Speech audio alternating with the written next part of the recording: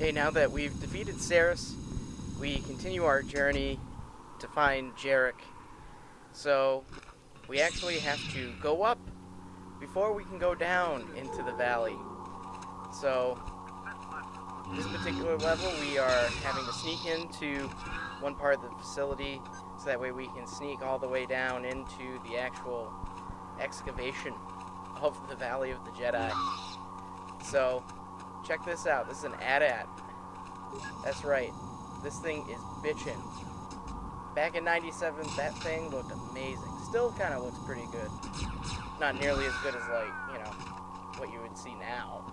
But, for the time period with those kinds of blocky polygons, absolutely. Abso-freaking-lutely. Alright, so this part is kind of interesting. You have to turn this stuff on and do some stuff here and go down.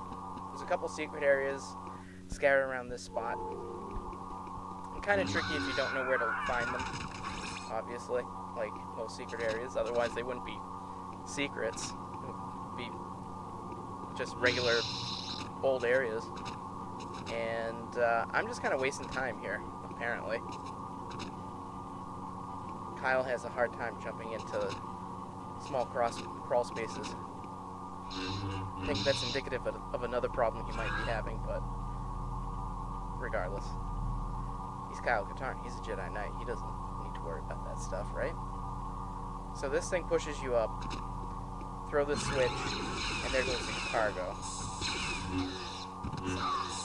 Stormtrooper and officer. So really, I did that the backwards way. I should have dropped down into this room from this hole, rather than the way I came in through that door. Because see how this elevator is like right above me? Yeah, I shouldn't have done that. I did this the backwards way. Regardless, I got the objective done. So you ride these things up here. Just waiting to catch one. There we go. Amazing, everything's all green. And we go right back where we came from, actually. I made more work for myself in this level than I had to. I had to do it the annoying way. But, hey, that's what happens when you don't play a game for a while.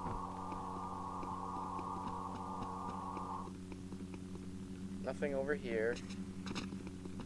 So no, you're not going to be clever and say, ooh, I found a secret area. Alright. So Kyle's just kind of mulling things over, trying to get his bearings on where he is, figure out what course of action to do next. So we need to call the elevator, first and foremost. There it is. You ride it up.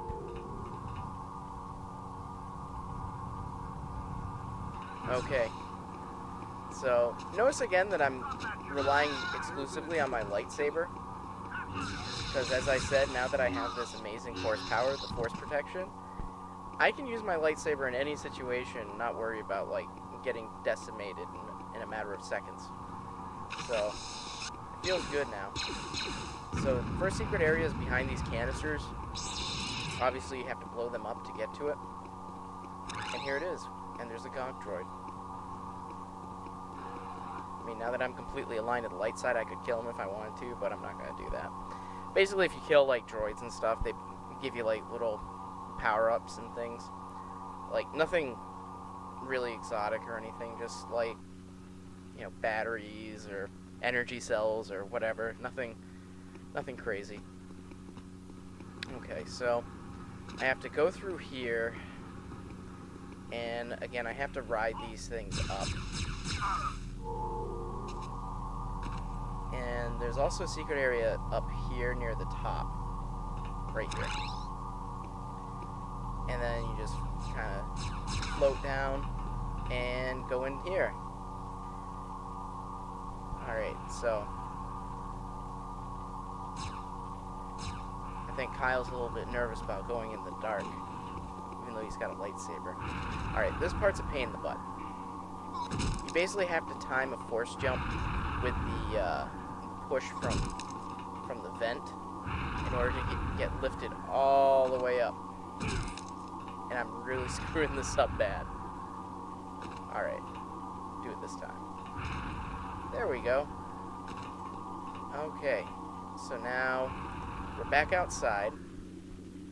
And some dangerous cliffs. So obviously if you fall, you're a crater. So watch your step. Now I want to know, what was your favorite Star Wars movie? I know most people are going to say Empire, because that's just like the favorite for everyone. And, you know, it's mine too. I love Empire. Because of the character development and everything. It's just a great movie. But the other one that I find people say a lot is Jedi. And Jedi's good too. But a lot of people are so negative about it because Ewoks. I mean, granted, Ewoks can be annoying sometimes. But they're also cool. I mean, granted, they're basically just a freaking excuse to sell a toy, but, you know, George Lucas was smart like that. That was part of, like, what he did with Star Wars, was he had the foresight to understand that, you know, it was going to be big, and that merchandising was really going to drive it. I mean, if you look at it, the original Star Wars is easily the most successful independent film ever made. It was distributed by Fox, but it was made by Lucasfilm. And Fox helped to produce it, essentially. And, you know, George Lucas had to follow certain things and all that. He had a budget and time constraints, which really pushed it to the limit. But it was essentially an independent movie, you know, and it was so successful, and nobody had any faith in it. But George Lucas had the faith in it, and he knew that, like, marketing was going to tie into it really big. Like, I don't know if it was just something he had planned, or if it was more so just that he had the foresight to say, hey, you know what, if this gets popular, you know, there's certain things that may happen and may come with this.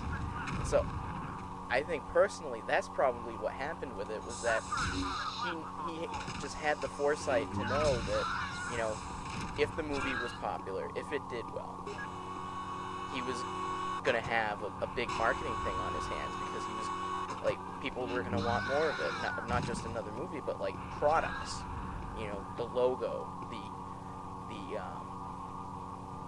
basically Star Wars as a product, not just a film. So I mean, and if it wasn't for the marketing, I think, and all the money that was being made by the companies that made the toys and the books and the shirts, oh, that wasn't good. So yeah, this is another secret area. It's at the end of this wind tunnel, and you really got to be careful when you're exiting out so that you don't get blown off by that gust of wind. So that is an annoying part. One part of this level that I can't stand. And so on your way back, again, you have to time it just right so that way you don't get blown off. And Kyle again is just kind of contemplating his next move. Okay. And can't go yet. Okay, I guess I was able to go. Timed it just right, I suppose. Alright, so you gotta ride this thing across the big canyon. The other side. Awesome. Now we got stormies we gotta take care of. A couple rail charge ones. There's a secret area in there. Gotta blow up some of those canisters. Oh, I hate those guys. Rail charges are the worst. They really are. That's the hardest thing to deal with in this game, are those rail charges. Alright, blow that stuff up. Alright. The secret area right in the floor. Plop down. There we go. It's easy as that, people. Secret areas sometimes are right under your nose. follow your nose. For those of you who remember, who can understand that reference of follow your nose, 20 internets. There you go. 20 internets. Okay. He didn't even know it hit him. I like doing that. Alright, riding this thing up. Now we're almost near the end of the level here. Unfortunately, though, this is going to be a two-parter. This particular level, it's a little lengthy, so we're getting near the end of this part. But we're also getting closer to the end of the level. It's not far from here. It's just a lot of trial and error type of platforming and things like that you'll see. So just kind of clear off the perimeter here. Oh, I hate these guys. It's satisfying when you can get one to explode with his own rail charge, though, like that. And get rid of the turret. Don't need that pegging me in the head. I hate the Stormtrooper rifle. Awesome. Alright, so we're gonna have to go up that elevator there. Just trying to get the bearings here. Alright. Alright, so this part's just about wrapped up. We'll continue our journey upwards towards the top of the Valley of the Jedi in our next segment.